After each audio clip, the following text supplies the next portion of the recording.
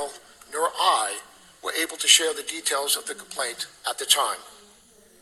When the Inspector General informed me that he still intended to notify the committees of the existence of the complaint, Mr. Chairman, I supported that decision to ensure the committees were kept as informed as possible of this process move forward. I want to raise a few other points about the situation we find ourselves in. First, I want to stress that I believe that the whistleblower and the Inspector General have acted in good faith throughout. I have every reason to believe that they have done everything by the book and followed the law, respecting the privileged nature of the information and patiently waiting while the executive privilege issues were resolved. Wherever possible, we have worked in partnership with the Inspector General on this matter. While we have differing opinions on the issue whether or not it is urgent concern, I strongly believe in the role of the Inspector General. I greatly value the independence he brings to and his dedication and his role in keeping me and the committees informed of matters within the Intelligence Committee. Second, although executive privilege prevented us from sharing the details of the complaint with the committees until recently, this does not mean that the complaint was ignored. The Inspector General, in consultation with my office, referred this matter to the Department of Justice for investigation. Finally, I appreciate that in the past, whistleblower complaints may have been provided to Congress regardless of whether they were deemed credible or satisfied the urgent concern requirement. However, I am not familiar with any prior instances where a whistleblower complaint touched on such complicated and sensitive issues, including executive privilege. I believe that this matter is unprecedented. I also believe that I handle this matter in full compliance with the law at all times, and I am committed to doing so, sir.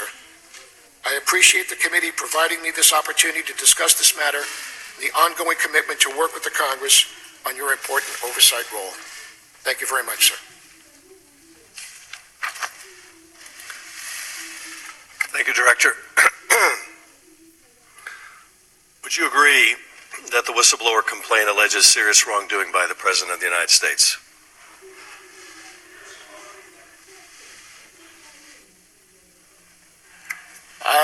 The whistleblower complaint involved the allegation of that.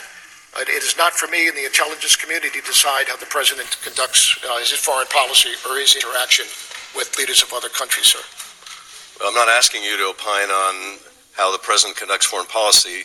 I'm asking you whether, as the statute requires, this complaint involved serious wrongdoing, in this case by the President of the United States, an allegation of serious wrongdoing by the President of the United States. Is that not the subject of this complaint? Yes, that is the subject of the allegation of the complaint. And two things, Mr. Chairman. And let me ask you about that. The Inspector General found that serious allegation of misconduct by the President credible. Did you also find that credible? I did not criticize the Inspector General's decision on whether or not it was credible.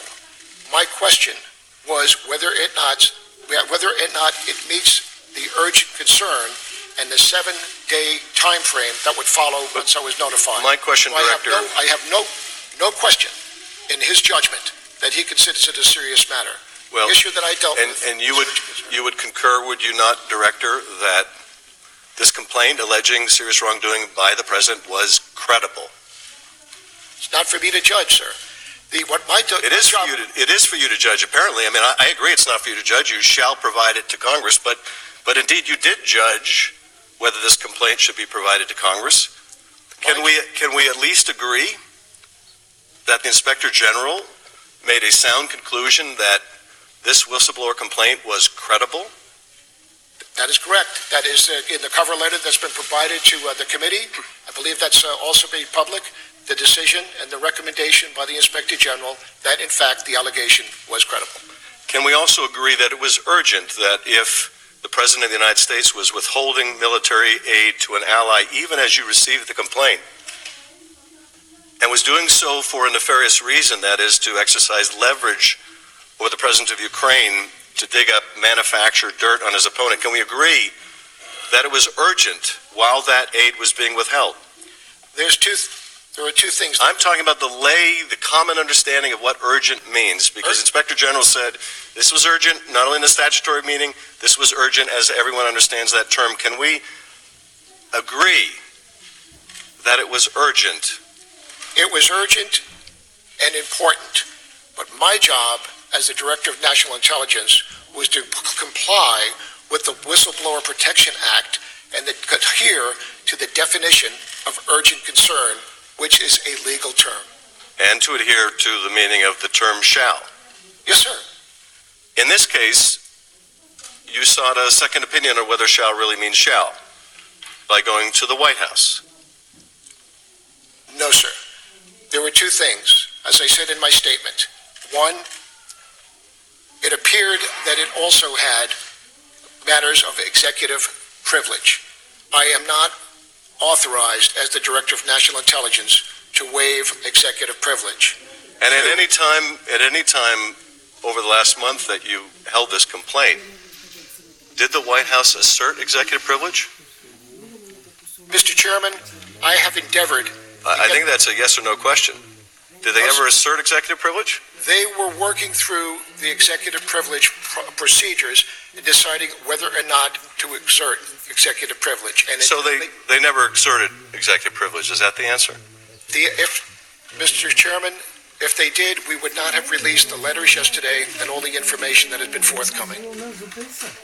Now, the first place you went was to the White House. Am I to understand that from your opening statement? It wasn't to the Department of Justice. The first place you went for a second opinion was to the White House? I did not go for a second opinion. The question was, is the information contained here subject to executive privilege, not whether or not it met urgent concern. And so the first place you went for advice as to whether you should provide the complaint as the statute requires to Congress was the White House. I am not authorized as the Director of National Intelligence to provide executive privileged information.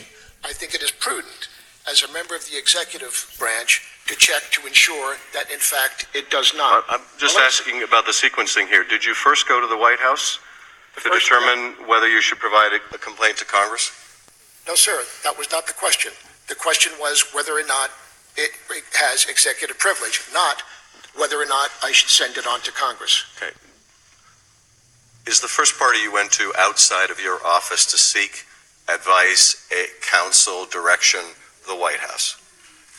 I have consulted with the White House counsel, and eventually we also consulted with the Department of Justice Office of Legal Counsel. And my question is, did you go to the White House first? I went to the Office of Legal Counsel for advice. Yes, sir. Well, I'm asking which you went to first. Did you go to the Department of Justice Office of Legal Counsel first, or did you go to the White House first? I went to the office, my team, my office, went to the Office of Legal Counsel first to receive whether or not the matter in the letter and in the complaint might meet the executive privilege. They viewed it and said, we've determined that it appears to be executive privilege. And until executive privilege is determined and cleared, I did not have the authority to be able to send that forward to the committee. I worked with the Office of Legal Counsel for the past several weeks to get resolution on this. It's a very deliberate process. Well, Director, I'm still trying to understand the chronology. So you first went to the Office of Legal Counsel, and then you went to White House counsel? We went, and then to the, repeat that, please, sir. I'm just trying to understand the chronology. You first went to the Office of Legal Counsel, and then you went to the White House counsel? No, sir. No, sir. No, we went to the White House first to determine, to ask the question. Okay, that's all I wanted to know is chronology. So you went to the White House first. So you went to the subject of the complaint for advice first about whether you should provide the complaint to Congress. There were issues within this, a couple of things. One, it did appear that it has executive privilege. If it does have executive privilege, it is the White House that determines that. I cannot determine that as the Director of National Intelligence. But in this case, the White House, the President is the subject of the complaint. He's the subject of the wrongdoing. Were you aware when you went to the White House for advice about whether evidence of wrongdoing by the White House should be provided to the Congress, were you aware that the White House counsel has taken the unprecedented position that the privilege applies to communications involving the president, when he was president, involving the president when he wasn't president, involving people who never served in the administration, involving